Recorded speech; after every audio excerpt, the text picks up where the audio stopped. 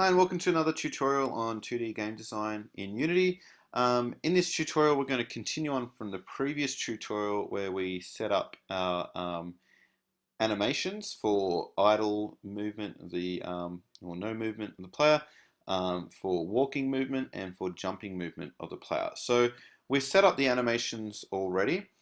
In this tutorial we're going to get the animation controller set up so that in the next tutorial we can look at how to actually write the code to control the animations. So if we play this game at the moment, you'll notice that straight away the default animation is the walking, or it's actually really running, but the default animation is the walking animation even when the character is idle or not moving. And when they're jumping, it's the same. So they're always just walking, which is not what we really want. That's not quite right. So what we need to do is we need to set up the default animation for when the game starts, and then we need to actually specify when the other animations are allowed to occur. Okay, and to do that, we can click on Window and Animator, which brings up this panel here, and we'll just move this down to here. So attach it down on this window down here, and click on the player. When you click on the player, you'll see all of these different nodes here. Okay, and you can just click and drag them around to rearrange them. So we've got player idle, player walk, and player jump, and we have entry here. And you'll notice that from entry, there is a line going straight to, with an arrow pointing straight to player walk, which that's actually indicating that this is the default animation when the game starts, which is not what we want. We want the idle animation to be the default one when the game starts. So what we can do is right click on idle and click on set as layer default state. So now that's got the line with the arrow pointing to there. And if we play this game, you'll see that the default animation is just the idle animation. Okay, so that's the first thing that we need to do. Now what we need to do is we actually need to specify when each of these animations can occur. So when is the player walk animation allowed to occur, and when is the jump animation allowed to occur? And to do that, we're going to need to add some parameters. So we can click on parameters over here and then click on plus, and we get options for different data types here like float, int, bool, trigger. So different options here. First one we'll create is float. We'll call that speed. And the second one we'll create is a bool or boolean, and that will be called on ground. So what we want to do is we want to be able to check the speed of the player and whether they're touching the ground or not. And then based off those conditions, we can say which animations can occur.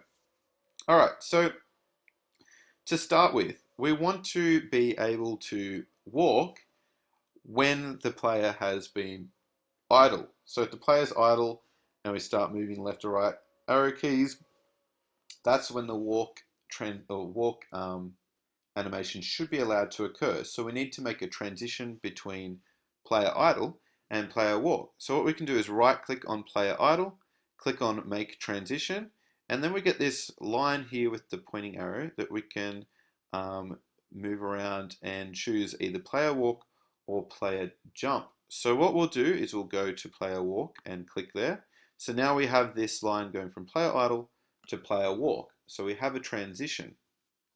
Okay, so now what we can do is we can click on this line here, this little connection between player idle and player walk, and we can specify a condition. So we've got conditions here and the list is empty. So we'll click on plus to add a condition, and we want this transition to occur. So we want to start the walk animation, or have a transition from idle to walk animation when the speed is greater than 0.1. Okay, so the player starts moving, and as they pick up speed and speed becomes greater than 0.1, then this animation transition will occur. So you can choose different options here. You can choose those two different parameters and then conditions. So the condition at the moment is the speed is greater than 0.1. All right, so now what we'll do is we'll also make a transition going back from walk to idle. So we can right click on walk, say make transition, and drag this back to player idle and click on there. Okay, we can click on that connection line there, add another condition for this one, and now what we'll do is we'll say speed less than 0.1. Okay, so that's the condition for going back or transitioning from walk to idle animation. Okay, so next one we'll do is we'll go from idle down to jump. So right click on idle, make transition. We'll go down to player jump and click on there.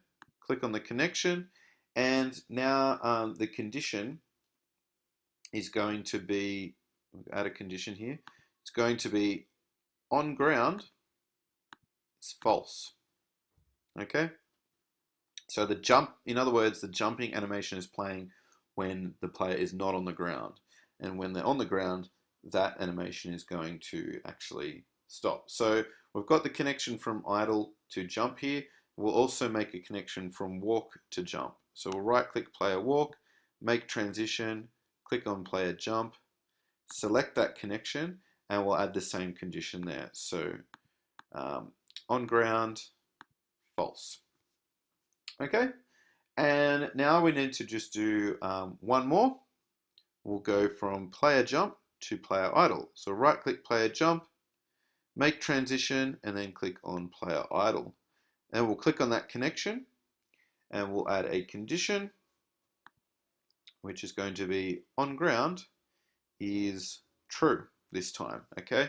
And we don't actually need to do the same thing to player walk, because when we are idle, it will then check whether walking and whether that animation needs to play and so on. So we only need to go back from player jump to player idle, and that's it. Okay.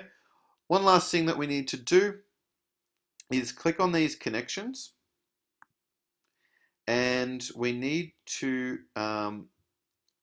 actually change some properties here. So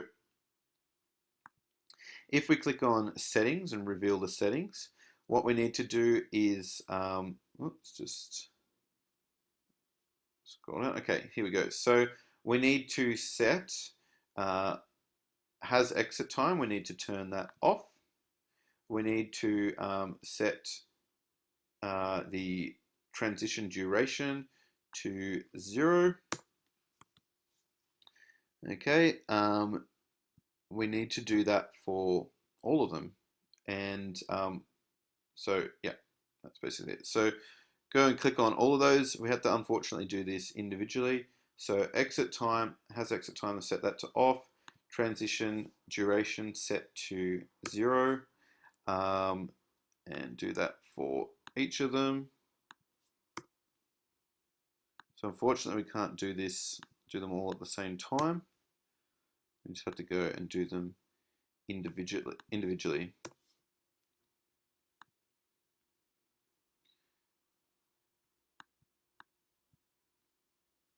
Okay, so that's it.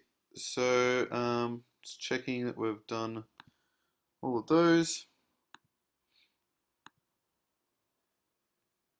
Yep, all good.